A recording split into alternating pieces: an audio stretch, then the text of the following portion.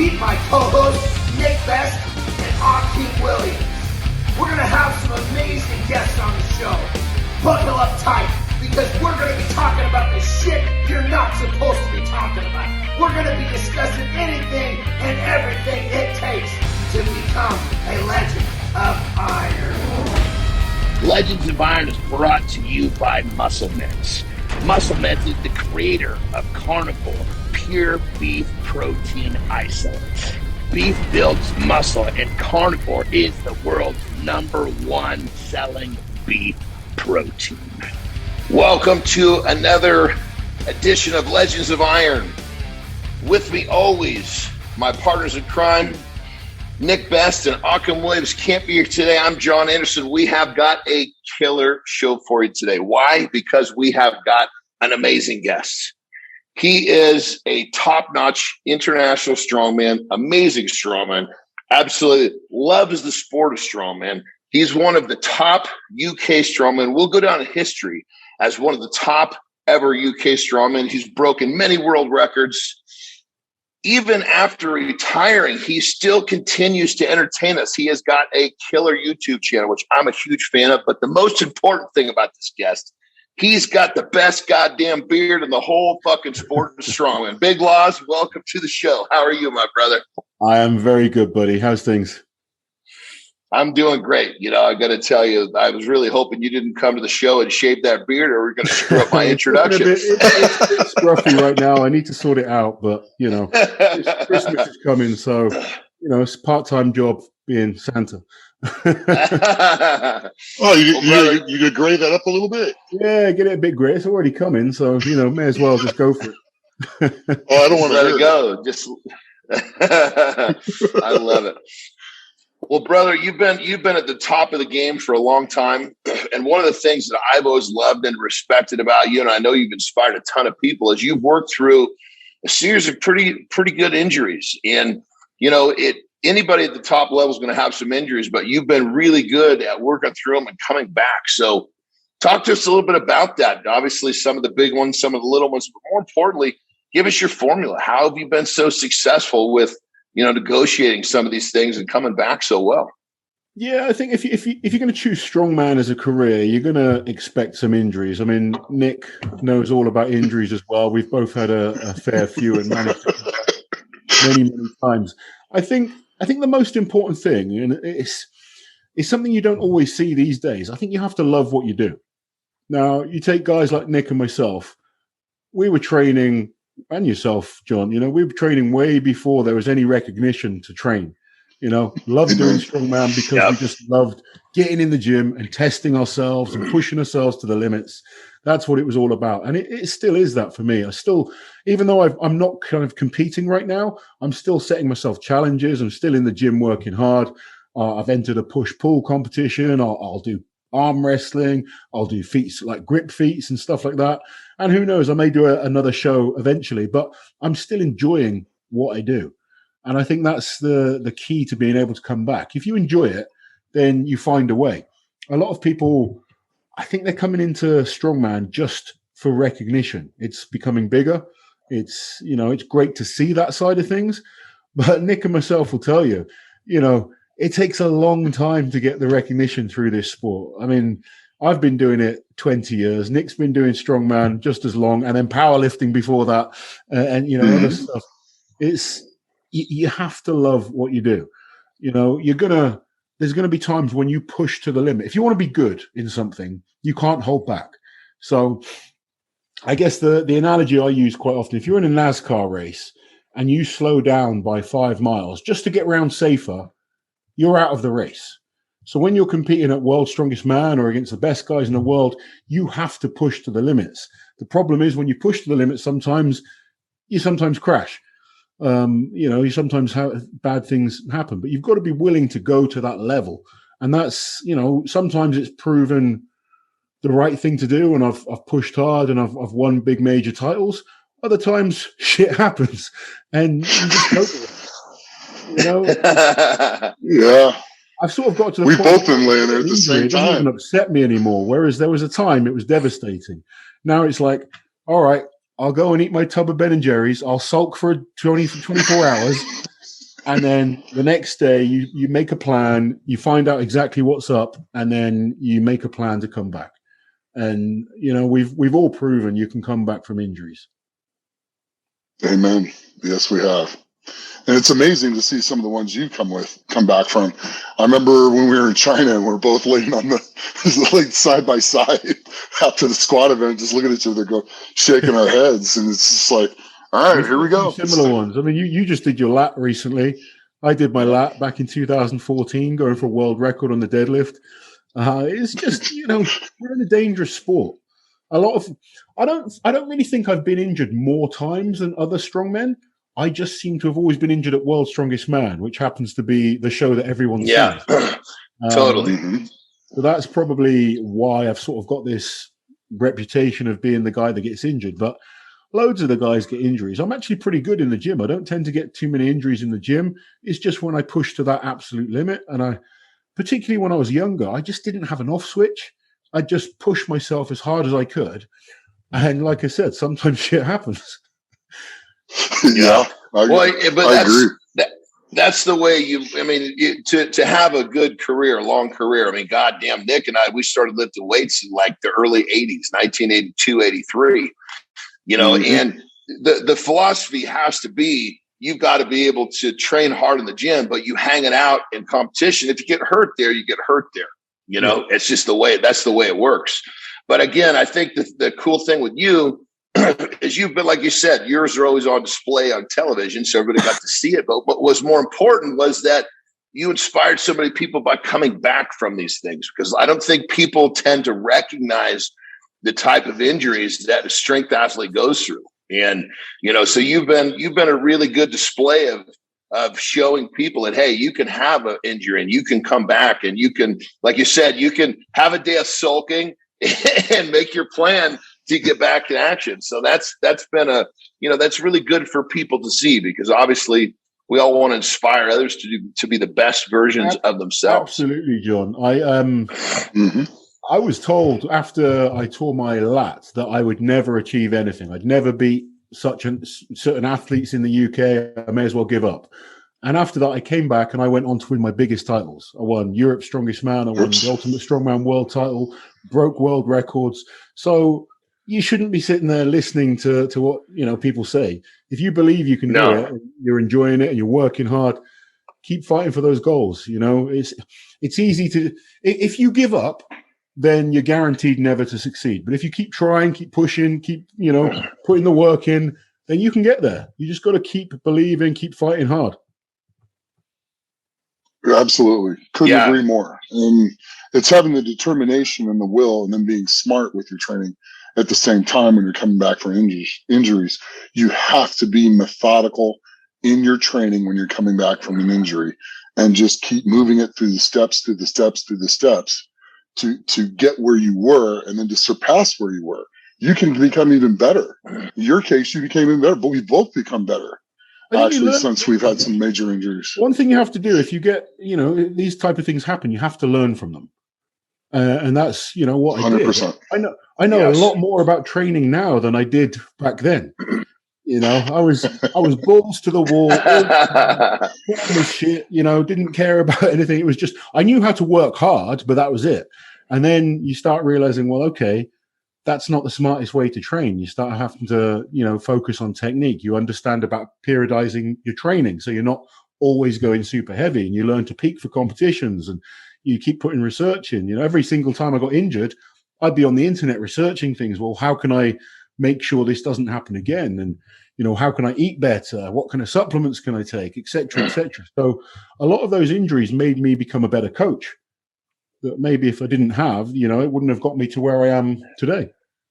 Well, one thing you said, brother, that was so key, that, you cannot listen to the people that tell you can't do it, because anytime you get banged up, or if you think back to the beginning of all of our journeys, people always told us we couldn't do it. And then when you get injured, they really tell you can't do it. The last thing you got to do is listen. There's always going to be more people that say you can't than you can.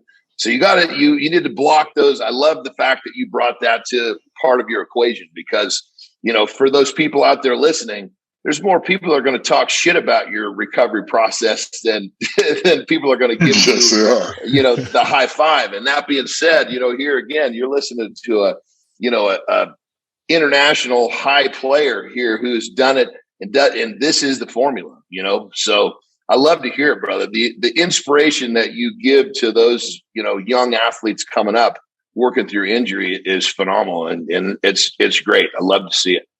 Thank you, man. Well, here's something that's kind of crazy that people don't seem to realize too. How many World's Strongest Men have you done? 11 or 11. 12? I did 11. 11. I qualified for 12, but I missed 2012 due to injury. Yeah. So we're in a smaller group of people who've done it more than 10 times. There's only 7 people who've done it over 10 times. Yeah. 7. There's fewer. That's crazy. There's less of us than there are actual winners of the contest. Yeah, it's that hard to do, and to for your knowledge on physio yourself on what that is and what that takes, it is absolutely amazing, and that's what people need to learn is how to repair and how to read their bodies, and you've learned how to read your body pretty good. Yeah, absolutely. I think we've all three of us have seen people come and go in the sport. I've seen boy. The amount of next big things, or I never. we all get the question. Oh, I'm 16 and I'm pulling 400 pounds. Is that any good? I don't care if it's good or not. I care if you keep developing and keep getting better, because you could be pulling 800 pounds at 16, but if you're not competing at 20, it doesn't matter. And true.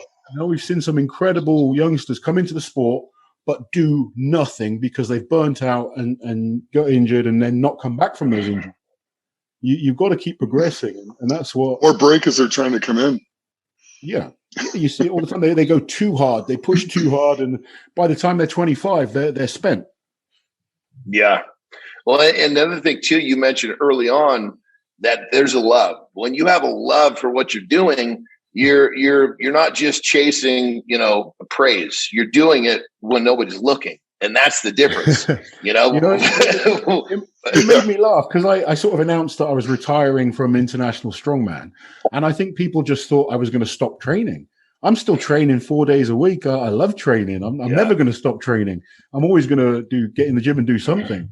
It's just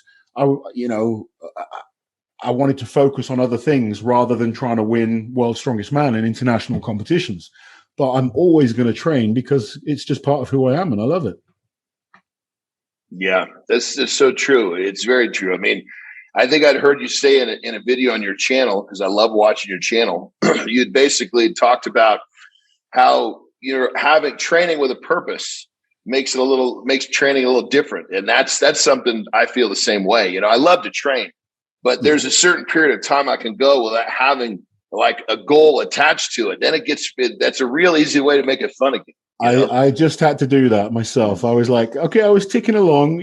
John's been helping me with my nutrition and stuff. And I'm not someone, I don't care about stepping on stage as a bodybuilder or anything like that. I just want to get fitter. I want to look a bit better. But I struggle with just training for how I look. So I've entered a push-pull competition just to give me something to focus on, but I've done it at a lighter body weight. So I'm doing it at a reduced weight class. So it's going to be about 50 pounds lighter than I was last time I competed. So it's just a little challenge to try and hit the same type of numbers, but 50 pounds, I'll be 60 pounds less at the time. And I think I can at least get close. I'm looking forward to the challenge. And today was my first session of my new training block, and I loved it. I was in there. I was excited. I felt like I'm doing what I love doing. Welcome to the 140s. Yeah, it's going to be fun. That's awesome. I love it. So on that level, brother, talk, you retired and then you came back. I mean, talk just a little bit about that. That's obviously, that's clear. The love is clearly shown there, but going through the retirement and then deciding to come back, kind of talk just about what was your mindset through all that? Well, 2019 was always in my head going to be my last show. I wanted to sort of go out of World's Strongest Man. The plan was to make another final, felt in good shape. Training was going really well. I felt really strong. And it was one of those competitions where it just went to shit. First event, it was a very long day. And World's Strongest Man is like that. It's very different to any other show. I messed up on the first event, and then there was a real long wait between the next two events. Didn't eat right, kind of cramped up a little bit, ended up tearing my Achilles on a 610 kilo super yoke, like, I don't know, 1,002, 1,300 pounds. We were told it'd be 1,000 pounds. I don't know what Nick's like, but if I'm training for a real heavy yoke, I need to train for it. I need to sort of condition my body for that kind of weight. I was expecting to be a lighter yoke, focusing more on speed, and then they changed it when we got to the contest. I thought it was a bad call to change it. A lot of people ended up getting hurt on it. Unfortunately, I got really badly hurt on it. Completely tore my Achilles. Devastating way to go out of, what was supposed to be your last competition. And I got myself in quite a low place mentally for a while, but managed to sort of focus on new things. I've been set up businesses. I've focused on the YouTube stuff, doing quite well with all that. But at my heart, I'm a natural competitor, and I just had this little voice in the back of my head saying, you need to do one more show. And then I got this opportunity to compete in the Royal Albert Hall, it's like the Madison Square Garden for the UK. It's an incredibly historic venue. They've had so many amazing events there. So I just couldn't turn down this opportunity. So I had 12 weeks to train for it. I was out of shape, and within 12 weeks, got myself into a decent position, went to the show. It was amazing. Sold out arena full of knowledgeable strongman fans that were going absolutely ballistic for me, which for me, it meant a lot, because and you guys as well, we've competed in those many shows where you've got a few mates watching in a car park. So historic arena, everyone there, standing ovation, going absolutely mental. My mum was there, my daughter, my wife, everyone kind of that supported me over the years. It just meant a lot. And I put in a solid performance, beat Tom Stoltman on 3 of the events, who's the current world's strongest man. I performed pretty well. I wasn't at my best. I didn't expect to be at my best, but it wasn't really about that. It was just about showing I could still do it one last time and going out the right way for me. And it was amazing. I'm looking forward to seeing it on TV. It should be on within the next few weeks. Yeah. That's great. It's Christmas time. Yeah. Christmas time in the UK. It's World's Strongest Man time. Strongman on TV. That's great, brother. Going out your way. That's really cool, because it's one thing to have it kind of stripped away and always wonder. And it's another thing to say, you know what, I'm going to strap it up one more time. I'm going to get in shape, and I'm going to do it my way. That's again, another highly, highly inspirational element of your career for, those youngsters coming up, so it was very cool. I managed to put some of the youngsters in their place as well still. So, it's always fun. Nick knows all about it. Always fun to do. Oh, yeah. It's a lot of fun to do. especially when we get after people in the yoke. Yeah. We both like that event, that's for sure. Oh, boy, do we. Well, both of you guys were just like the top of the top in moving events. I mean, goodness, for to have 2 guys that are the top of the top of moving events right here. I mean, you guys were it, I mean, Nick, you had world records back in the old IFSA days, and Waz, talk to us about world records. Talk to us about yours, Big Waz. Talk to us about some of your world records. I know some I believe you still have some, and some have been broken, but talk us through those. You had a lot of them. A number of world records. I've got world records in farmers walks, yokes, car walks, grip events. At one time, I had the axle world record overhead. Some, annoying guy called Zdrunas Saviskas went and beat it, 5 minutes after I broke it. But that happens when you compete against one of the greatest of all time. But I like records, but I prefer winning titles. They mean more to me than the records. They last forever. That's the kind of cool thing about them. Is once you have it, it never goes away. Someone's going to eventually beat a world record, but once you have the title, it's never going anywhere. I was putting some research in, and out of all the British athletes, I'm second in terms of who's won the most international events. So Jeff Capes is the first. Jeff Capes has won 10 international shows, and I'm second, winning 8 internationals. So it's not bad when you think of the great athletes we've had from the UK. Mm-hmm. That's amazing. That's utterly amazing. Hence the introduction, brother. One of the top world, top UK strongman going down in history. You're definitely there, my brother. Talk to us about your favorite world record. Obviously, titles is more important, but you've got to have a favorite world record. Like I know you did some stuff with some old time strongmen. I think my favorite world record was when I did the 600 kilo yoke in Dubai. Actually, it was 580 kilos, so slightly less. But we had, other than Nick, we had like all the top guys on the yoke there. Kiliashkovsky was there. We had, Terry Hollins, Drunus, Brian Shaw, Hafthor Bjornsson, all the top guys in the world. And I absolutely obliterated everyone. So when you've got those guys coming up to you saying that was absolutely amazing, that means something to me. When the general public say it doesn't have that same weight as when Zadrunas comes up to you and says, Loz, that was truly awesome. So that was a good one. I loved having the car walk world record. It's just a cool event.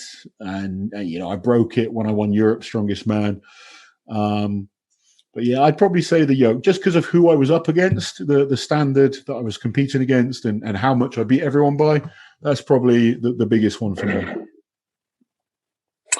Yeah, and like you're saying, to have somebody like Zadrunas come validate it doesn't get any better than that. In my opinion, he's the greatest strongman to ever live, and I believe you feel the same way. Yeah, absolutely. I do. I think his longevity and everything that he's won and the records and. For me, he's the greatest. I think we've had so many great guys, but I would put him at the top. So yeah, for me, having him tell me something was awesome it's a nice feeling. It's like Ronnie Coleman coming to tell you your physique's looking absolutely amazing. Yeah, for sure. Absolutely, I love it. So, what was your least favorite event out of all the events that you've ever done? What was the one that made you the most miserable after doing it? Oh, well, considering you're here, I've got to talk about our loading event in 2010. Nick Best and myself in Sun City. We were doing this loading event on sand, and we're both sweating buckets. Our grip's totally gone. I think our calluses were like cut, you're bleeding from your hand. And we're trying to load these sacks, these kegs onto this platform. Every step you take in the sand, your energy is being drained.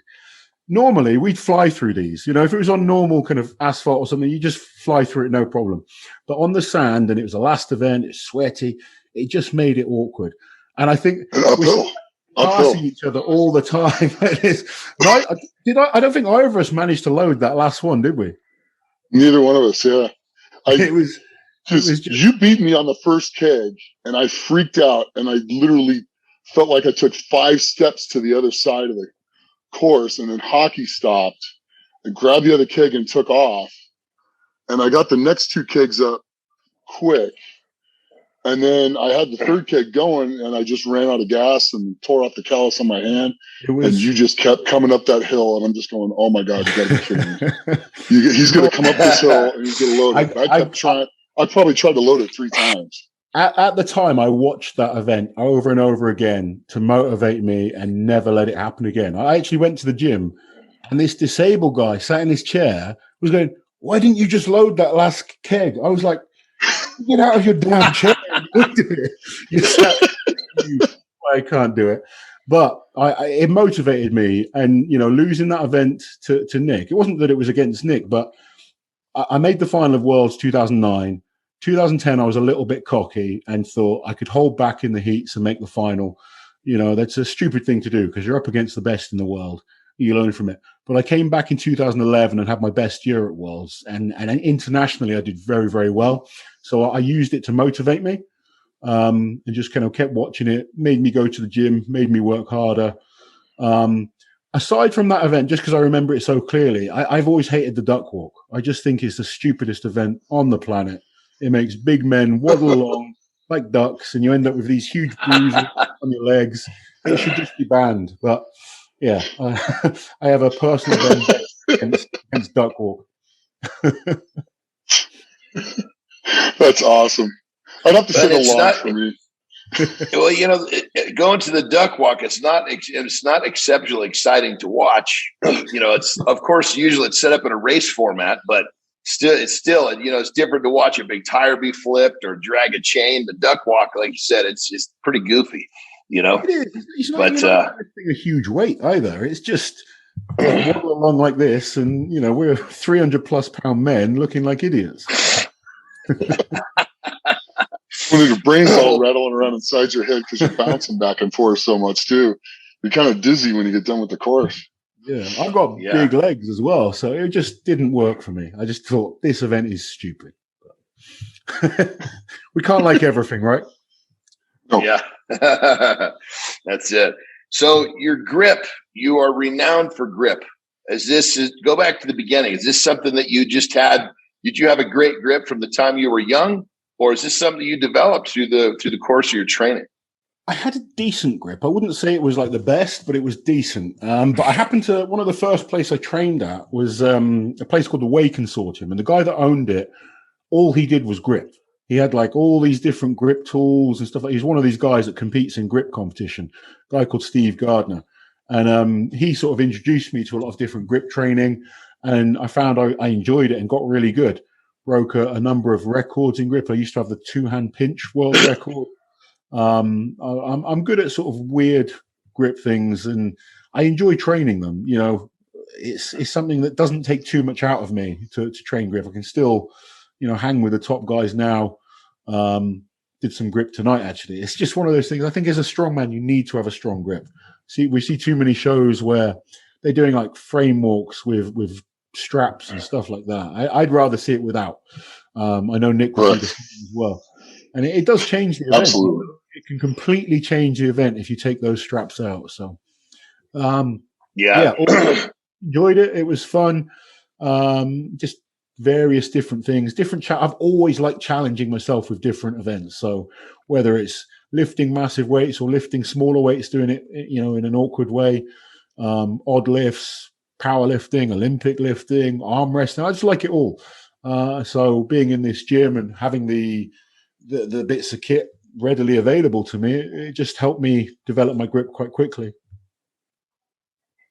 Yeah, I've seen you do some pretty cool stuff, like that, the sledgehammer, taking that sledgehammer back, give it a kiss and stand it back up. Look, for kids, if you've seen that video, don't try it at home. You'll lose your teeth. Don't do that. Yeah. That's more of like just a show thing. It's not so hard. Totally. But, so some of the other stuff is a lot harder. And I just, even now, still like challenging myself, trying to beat targets. I mean, I went up to Scotland and did the Dinny Stone world record, which was after competing at the Giants live show. So that was great fun to do that. I'd like to do more things like that as well. Just, Nick and myself, both good grip, but good at moving with weights as well. A lot of people are like, oh, Mark Felix would destroy you on that. He probably wouldn't. Mark never really beat me at farmers walks. Even though his grip's so good, he doesn't move as well as Nick and I do when it comes to carrying weights. So I think you need that combination on those type of events. Yeah, absolutely. Yeah, you have to be able to move your feet quick and accelerate with the weight as well, and not just hold on to it. Yeah. And Mark's no slouch at it. Don't get me wrong. He's good. Mark is good. I just think we were better. Yeah, we're just quicker. So, my question to you is this: how much of a transition when you're getting into the commentating? Are you practicing that? Because you got to fill time. Something goes wrong at a show, you're sitting there talking, filling time, and not just having static air. How difficult is it to prepare for something like that and get used to doing it? At first I wouldn't really say I practice. I mess around sometimes. If I'm bored at home, I might see my friends lifting or something and just commentate a little bit just to have a bit of fun with it. But I don't really practice. I try to put in research so I know. I mean, the top competitions are easy. I know all the guys anyway. I've competed against them for so many years. It's not so hard. I don't have to think about what I'm going to say because I know most of them. I know what they've done. Yourself, Nick, we've got that insight of what it's like to compete at World's Strongest Man or what it's like to compete at a Giants Live. I think when you've got that experience firsthand, it makes it easier. I'm not a bad talker as well, so I think that helps with the commentating, but just doing it more often has helped. At first, whenever you do something new, you're a bit nervous, you stumble over your words. I'm so laid back that I don't really care now if I make a mistake. Whereas I think when I first got into it, you're so nervous and you don't want to make a mistake and you feel this pressure that it kind of makes you stumble a little. Now, if I mess up, I just roll with it. Most 99% of the time, people don't even realize anyway.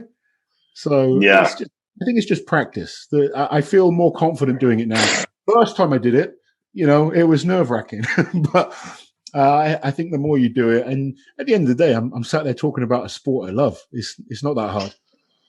Oh, for sure. Well, you just did OSG, and there was 260 competitors. So it's going to be harder. OSG was a lot harder because there's so many competitors. It's such long days. I think I ended up doing 20 hours of commentary. Wow. It was a lot. Yeah. And you don't know all the athletes as well. So that's a little bit more tricky.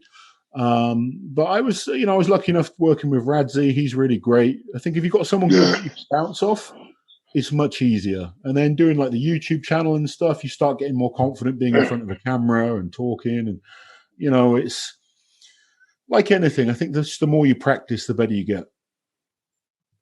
Yeah, I would say for sure. And like I said, you're talking about something you love, that makes it pretty damn easy, Absolutely.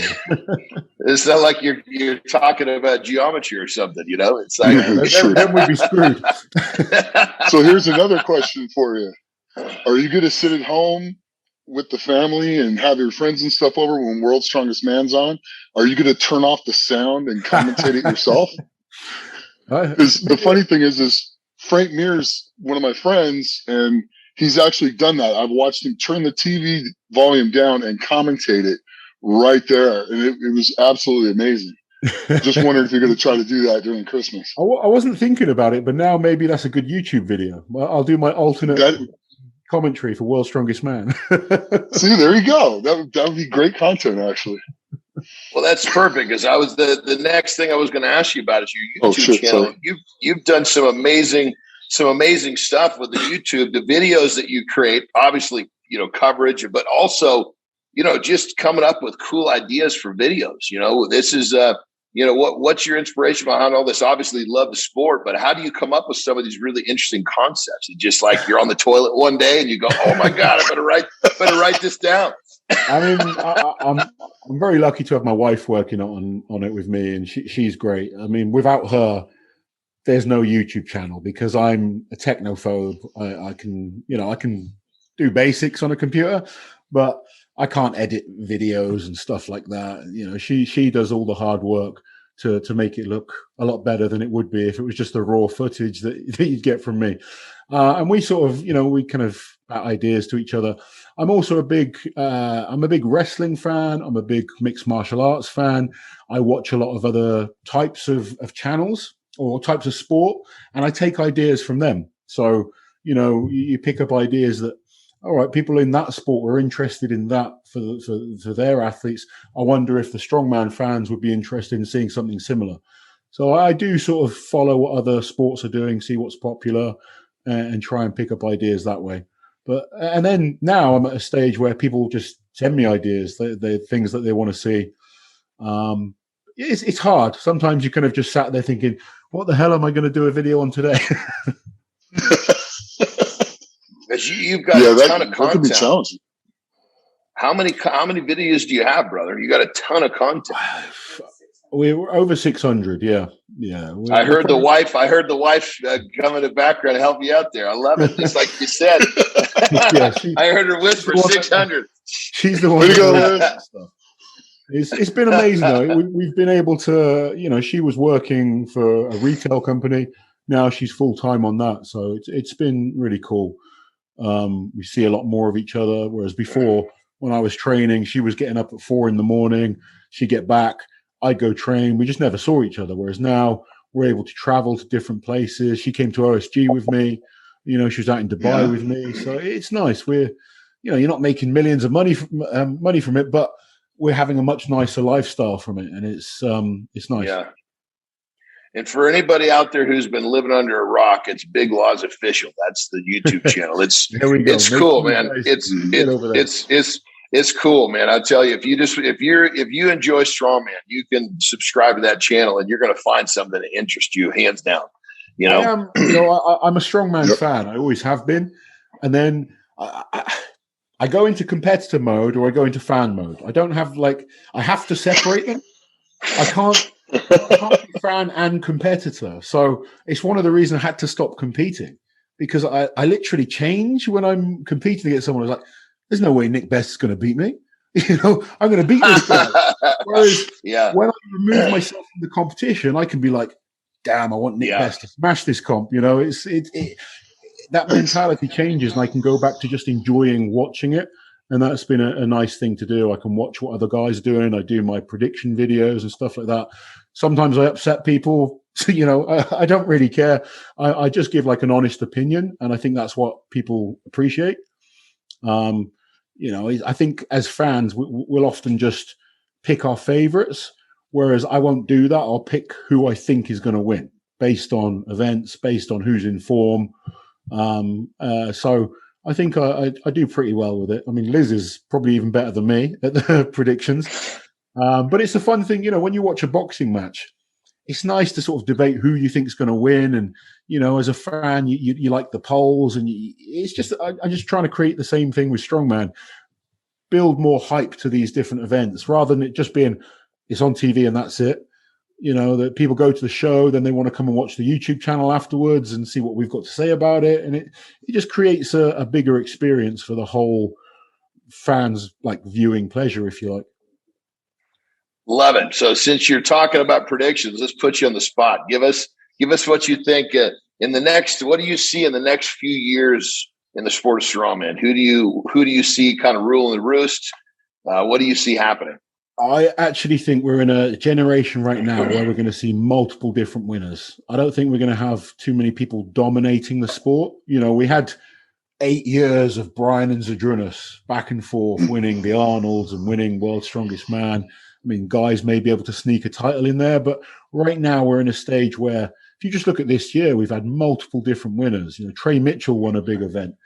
Tom Stoltman, Lissis, Novikov, Evan Singleton, got lots of different winners of these big events.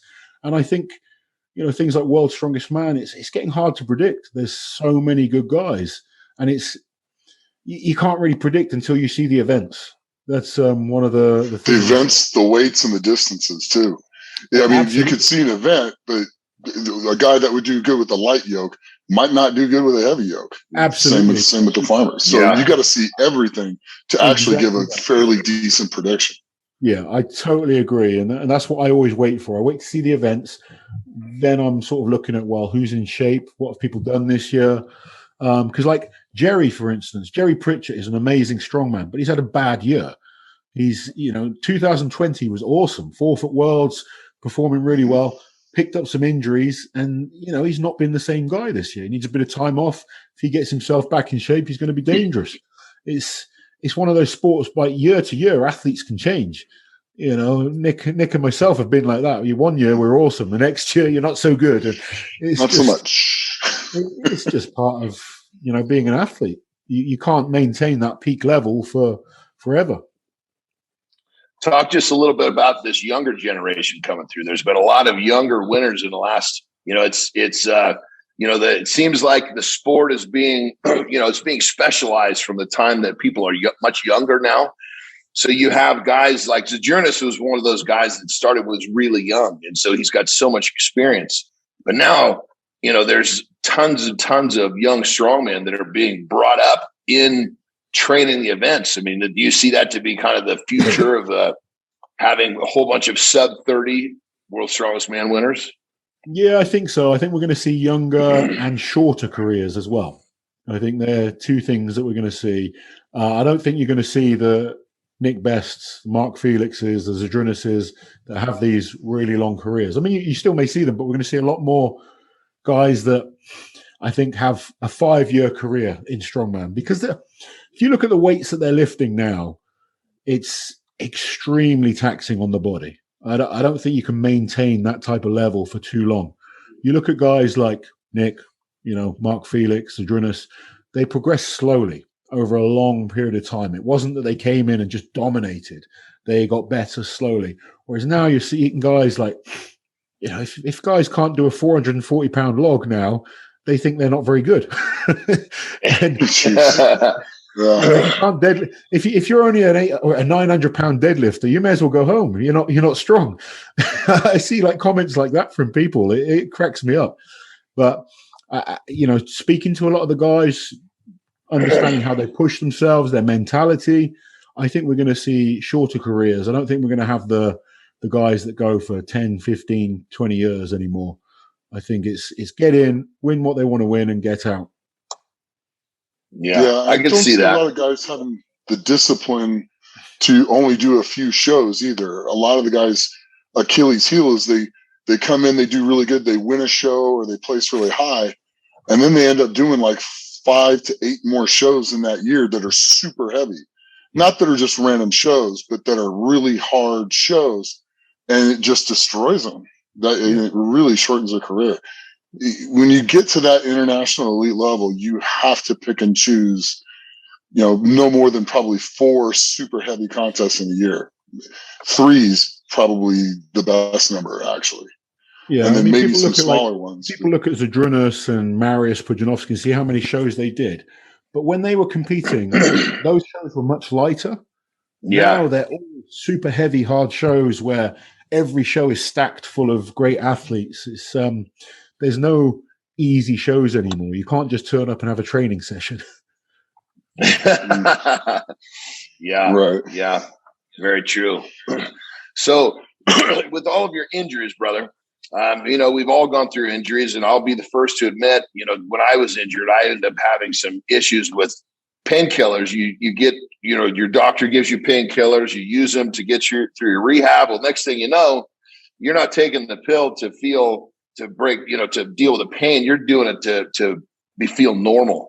Are you able to keep all that under control with your career? Did you have bouts? I mean, I had multiple bouts with it, so I'm not throwing you under the bus. Well, I think everybody has to some extent. I think you do go down that route. I've always tried to avoid it. There have been a few times where the pain has just been excruciating, and you end up kind of having to self-medicate almost, and get yourself through it. But I've always been disciplined enough to try and remove things as soon as I can. I've seen it in too many guys that got addicted to just the pain relief, and then it destroyed their careers. So luckily, I've learned from seeing what other people have done and been able to avoid it. And clearly, the discipline that you had to have the lengthy career, that discipline is what allowed you to step away from that. For me, that was it. I consider myself extremely disciplined, and if I didn't have that discipline, I would be, that shit would have ended my career. But I probably wouldn't be lifting weights anymore. I could have easily gone down that route. I mean, bless him. I never really got on with my father, and he was a drug addict. So rather than going down that route, it kind of put me off it because of the way that he was, the way he was treating the family and stuff like that. I've been through a lot of shit from a young age because of it. So it really kind of made me want to avoid that as much as possible and make sure, I wanted to make sure my family was looked after and provided for and secure, because I didn't want them to go through what I did as a youngster with my dad the way he was. So I think it can make you go one of two ways. You can either kind of follow it, for me, it was like, all right, I'm not going to be that guy. Yeah, brother. I learned more lessons from my dad on what not to do rather than what to do. Yeah. Sometimes those are the lessons you need, and I'm very thankful because there's a couple lessons he gave me of what not to do that if I didn't have those, I would not be the same person. Absolutely. So yeah, agreed. Absolutely agreed. You end up having to learn young as well, so it's tough lessons. But yeah, I wouldn't want my kids to go through some of the things that I did early on. But it makes us who we are. So I never have regrets these days. I try to stay positive and You know, everything has led me to where I am now, so I can't complain. So you've had such a long career. I'm assuming, I'll let you tell me, I would assume that you must have really limited things like alcohol and things of, you know, a lot of times people indulge in that, and it can also kind of be burning the candle on both ends. What was in terms of, you know, forgive the term, legal substance? You know, for me, I've always been, just don't do it because I'm better off that way. Were those guys that could balance, you know, having a few beers through your career? Or you when just I was keep younger, I used to like going out, you know, getting drunk and having a party and stuff like that. But as I sort of developed and got a bit older in my career, I completely stopped drinking. I sort of, it's not like I never had a problem with alcohol, but it was just, I was going out for the sake of going out, you know, trying to be sociable, trying to hang with, you know, friends and stuff like that. And I mean, you two probably get the same. My friends from school, they're great people, but they don't get me. They're not the same sort of, you know, mindset as I am. I don't really get much out of going out getting drunk other than broke because you're spending way too much money on stuff that you don't really like. Exactly. By the time I was sort of had my first daughter, she's 12 now. So, you know, I didn't want to wake up with a hangover, you know? And then ever since I've had her, I've drank very little. I've gone through years not touching drink at all, you know, 3-4 years at a time where I just don't have it. I'm not someone that, you know, if I'm going to a party or something, I might have the odd drink, but it's something I've avoided as much as possible. Yeah, that's something that you said that's really key is we all have friends that just they're just not goal oriented like we are. So it doesn't really take away from, there's no element in stripping them, you know, as to where for us, you know, waking up with a hangover, your recovery is severely altered. Exactly. Well, you also got to realize your liver and your kidneys filter everything out of your body. Yes. If you drink while you're training, you're going to add 2 and 3 days to your recovery time. And if that's I mean, I sold beer for 18 years. You know, I've been in the beer business, but I wouldn't drink more than 1 or 2 beers a week. I love the nuances of it. I love the work that goes into it, how they get the flavoring and stuff like that. But it's just, me personally, it's not my thing to drink. And I can sell it, but I'm not going to drink it. Yeah, you find a lot of us, I think, are like that. You know, our minds are different to the average person. I mean, I see people and they're like desperate to have like a glass of wine at night. I'm thinking, you know, you need to have wine to just enjoy yourself. Like I like my wife, so I'm kind of happy to talk to her. I don't need to get drunk to have a good time with her. You know? You break that down. It's kind of interesting because whoever a person that can't wait to have that glass of wine, their daily life is less interesting than that glass of wine. You know, that's kind of a sad existence. You know, we've all lived in the world where we're doing what we love. So, you know, having that drink is not the pinnacle of our day, you know, but for some poor souls out there, that's the way it is. No problem to people if that's what they want to do. It's not for me. That's all. There's other things I want to do. I want to try, you know, achieve my goals, focus on what I want to do. And it just seems to me having a glass of wine every night is wasting time. It's not allowing me to achieve the goals that I've set myself. Yeah, that's a very good point. I mean, the act of having a glass of wine, of course, drinking a glass of wine once in a while is one thing, but having that glass of wine is time. You're losing focus. You know, for me, even a little bit of alcohol, I don't sleep well. You know, I guess my vice, I drink way too much black coffee. I just drink coffee all the time. Keeps me going, keeps me working. It wakes me up. I definitely have too much coffee. Coffee addict. Well, I'm right there with you. I drink a lot of coffee during the day. More than I should. Sometimes. Yeah, exactly. Couple pot and a half. I'm the same way. We got 3 different types of coffee makers in our house. We got the espresso machine, the Nespresso machine. I can't remember what to call the little pod you put in there. What's that one called? You know, so I'm kind of a coffee connoisseur too, brother. So You could do it with wine and you could do it with coffee. All the different types of coffee is, this way it smells and and it's a much more productive habit, for goodness sakes, Definitely. Very much so. Yeah. I love it. So what's the goal?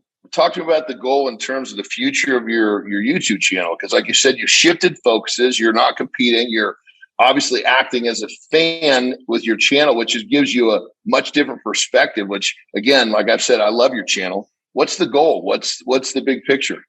The goal is to keep promoting strongman as much as I can. I want to see strongman on a much higher level. I want to see guys getting paid well. I want to see big shows. I want to see it, be much more popular than it is, because it's growing, but it's still not where I think when you're involved in it, you think it's bigger than it is, but it's really not that big still. It's improved loads, but in terms of the grand scheme, it's still not where it wants to be. I want to see strongman shows in arenas with 40,000 people watching or 50,000. Yeah, that would be amazing. I want to see, comparing it to some other sports. In the UK, we've got darts. I love darts, but 500 grand for the winner of the darts world championships, compared to I think World's Strongest Man has just gone up to 70. It was 45 last time Nick and myself competed there. So I want to see that side of it improve. I want to see more people get involved in it, and it's starting to do that. Brian Shaw does a good job getting more people involved in the sport with his channel, and Nick and Brian, when they were on the History channel, that got more people into it. Anything like that, more fans, more people interested. The bigger the sport gets, the better it is for all of us, and that's the main goal. Keep it growing, keep things getting bigger, keep people's interest, keep promoting the sport as well as I can, and just stay involved. And it comes from the love of the sport. So obviously you're wanting the sport to grow because it was a big part of your life, and you want to see it grow for, generations to come, potentially come and make a great living for their family. So I love the selflessness of how, you do this because of course you love it, but you're also doing it because you genuinely want to see the sport grow.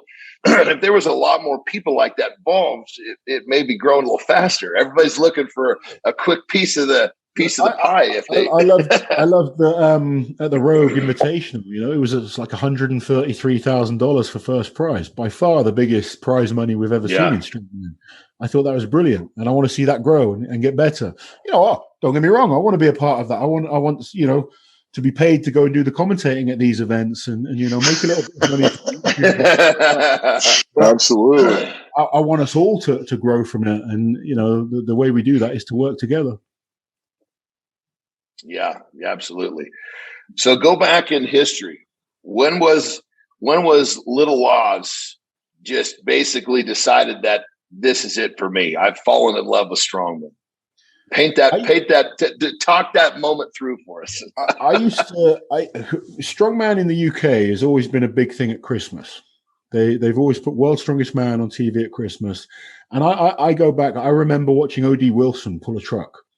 And, just being inspired by this huge man pulling his truck. I was just blown away. I was like, how can anyone do that? This is incredible. And I was just hooked from then. I watched World's Strongest Man every year. But I did a lot of sports as a kid. I was British champion at Kung Fu. I played rugby for the Southwest. A good track and field athlete. So always sporty. But I never got into the gym until I was 21. And I was watching Britain's Strongest Man on TV, and you guys all know Ollie Thompson. Yep, know him. Yeah, he. I just thought this guy looks amazing. He's really strong. I want to do what he's doing, and I literally, from watching that show, I went and joined a gym, and within 6 months, I found a competition. And how old were you at this point? I was 21 at this point. So I've been watching World's Man as a kid from, I guess, maybe 7, 8 years old, watching World's Strongest Man on TV. It was O.D. Wilson was the first memory I can kind of think of. I knew it was O.D. because it's the only black guy back then. So, you got to be careful saying that, but I was inspired by him. I thought he was amazing. And, then I started watching Magnus Samuelsson. Magnus Samuelsson was my favorite strongman. I really loved watching him. And then the likes of Sven Carlson, Mariusz Pudzianowski, Hugo Girard, those kind of guys were just amazing. But it wasn't until I was 21, because like I said, I was playing other sports at the time, but I was just like, I've got to get to the gym and try this, because I'd not been to the gym. I literally joined the gym to do strongman. There was no, I'm joining the gym to just be a bodybuilder. I was like, I want to try strongman after watching this Britain's Strongest Man, 2004, I think it was. So joined the gym after the Christmas then. And then in the summer 2005, I did my first show. Had no strongman experience whatsoever, but I did okay. Ended up making a couple of mistakes. Went on to another show where I came second. And then I found a Midlands qualifier, so like a regional qualifier for Britain's Strongest Man. I went and won that and got to Britain's Strongest Man 2007, and then World's Strongest Man 2008. So from 2005 is when I stepped foot in the gym to 2008, I made my first World's Strongest Man. That's crazy. That's crazy. That's amazing. That was, fast progress. I mean, it was a little bit easier back then than it is now. There's not quite as much strength in depth as there is now. But I was just naturally very strong, and, I was always fascinated by strength and power and, Arnold Schwarzenegger films, Sylvester Stallone, those kind of guys. I think we've all been inspired by people like that. And then, I think it was big in America as well. We used to have gladiators in the UK. Seeing those, we had American Gladiators. I used to watch it thinking they were massive. Now I look at them and I realize I'm way bigger than them. As a young kid, you're looking up at these guys thinking they're huge. But just always been inspired by stuff like that. I actually tried to become a contestant on that show. Did you? Yeah, they blackballed me. Yeah, I'm gonna say, dude, you'd have been too much for the Gladiators to handle. They're like, shit, we have to make it to our Gladiators have a chance. I always thought you've done all the tests, but then it's when you come to the eliminator at the end, I'd be screwed. No, you'd be fine on the eliminator. No, it was interesting because I made it through all the tests up to the last one, and then I got to do it twice, and they're like, "Oh, nope, you just missed it." And I'm like, my hand was on there. I looked down, and then I see you hit the button, and they're like, "No, sorry." And you're just like, "Oh, okay, gotcha." Thanks. Yeah. That was a setup, brother. I always they wanted no part of me after I did the Powerball. Nobody could stop me from scoring, and nobody could score. I was truck sticking people, just drilling them. It was hilarious. Could you imagine a bunch of strongmen on something like the Gauntlet or something like that? Oh my God! 5 strongmen. Oh my God! That'd be awesome. That would be awesome. I always thought if I was about 200 pounds lighter, I'd do Ninja Warrior. Oh, yeah, that's brutal.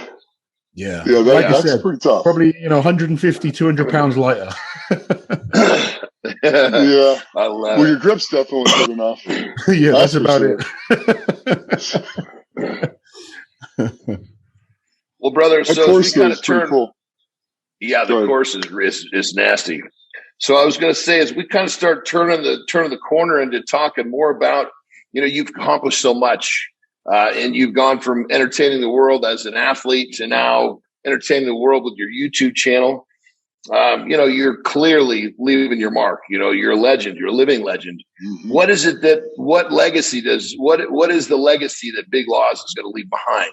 Obviously, when you're a competitor versus when you're retired, that tends to change a lot. So the fact that you are retired, we're going to get probably a much different answer than if you were still competing. But I would love to hear, what is it that when you're dead and gone, what is it that you want to be remembered for? And I'm sure you guys get this as well. It's amazing winning titles. It's a brilliant thing to do, and it means a lot to yourself. But I get more pleasure out of the messages I get from people telling me that I've inspired them, whether it's to get in the gym, come back from illnesses, come back from injury, whatever it might be, and it happens more and more often, especially these days, which is that feeling of feeling like you've inspired someone is what I want to kind of continue to do. I've got a decent reputation as being a decent person, and I try and be kind to people and look after up and coming athletes and stuff like that. I want them to realize you don't have to be some kind of meathead to be good at what we do, because I think a lot of people have this preconcept vision of what we are, and I love sort of changing people's opinions. I've been to many exhibitions for sponsors and stuff like that. You go to these corporate events and they're all dressed up in their suits, and they see you there with a beard and the bald head and big old traps that we've all got, and straight away they think a certain thing, but they start talking to you and suddenly they're like, they go from this standoff position to suddenly they want to engage with you and realize you're actually a decent human being. I get more out of that than just kind of winning shows and stuff. It's great. Like I said, I had my time competing and I loved it, but just being involved in the sport, still inspiring people. I love coaching. I love helping people get better, seeing people improve. That's a really important thing for me. It's something I'm going to continue to do. Is got a number of good athletes, all various different levels, from elite level athletes to complete beginners, and it doesn't matter who they are. If they improve, I love it. It's sort of you go along with it, and I know you two do as well. But that more than anything for me, just keep inspiring people, keep proving to people that don't listen to the naysayers. Just keep pushing. Yes, keep doing the best that you can do. Never give up, and inspire my kids as well. That's another important thing for me. Make sure they realize whatever it is they want to do in life, they can achieve it. And my daughter probably gets fed up of me going on at her, but I want her to believe she can do anything. I don't want her to, I want her to open her eyes and realize you don't have to just go and get a normal job. There's so many opportunities out there, and, just work hard and achieve your goals. And, that's the main focus for me now. Keep working hard. I work way harder than I used to as an athlete now. Way harder. I was a lazy bum as an athlete, but these days I've become a workaholic, but I love it. It's keeping me mentally in a much better place, and I'm doing well these days. I'm mentally in a strong position, and that's a great place to be. Well, brother, there's no question you're a huge inspiration. Like we said right from the beginning, everything from recovering from injury to entertaining people when you're in the sport, to doing what you do now, and the fact that your true interest at this point in your life is to inspire and better people that you come in contact with. That's amazing, and my hat's off to you, brother. Nick, do you have anything else for Big Loss? Same. It's just amazing. Not only do you do all these things, you're a good parent. You're a good person. You're a good parent, and that's saying something, because being a good parent is not an easy job. It's probably one of the hardest things you could ever do. And if anything, there's a lot of strongman competitors that are actually good parents, and it's great that Laws is one of them.